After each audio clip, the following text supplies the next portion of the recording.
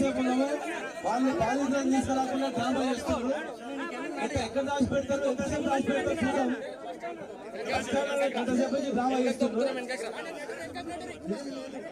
అధికార పక్షానికి డైరెక్ట్ గా కొమ్ము కాస్తూ పోలీసు వ్యవస్థకే కొంతమంది చెడ్డ పేరు చేస్తున్నారు. ఈ వేధింపులు ఇక్కడ కాదు, రాష్ట్ర వ్యాప్తంగా ఇలాంటి వేధింపులు, ఇలాంటి దౌర్జన్యాలు జరుగుతూ ఉన్నాయి.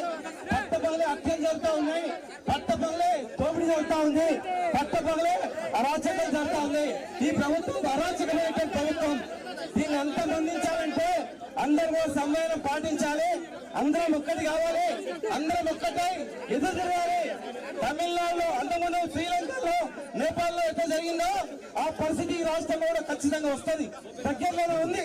కనుక దయచేసి అలా కూర్చోండి, కనుక అందరూ వాళ్ళు చూద్దాం, ఇంకా 10 నిమిషాలు చూద్దాం.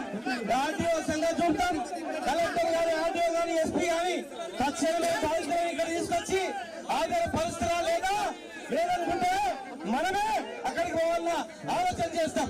అర్ధగంట లోపల మనం తీసుకురాకపోతే మేమే కార్యక్రమాలు ప్రకటిస్తాం, మేమే మీ సంఘం చూస్తాం, ఎక్కడుంటే అక్కడికే మేము వస్తాం. ఇంకా ఎంతమంది కొమ్ము కాస్తారో చూస్తాం.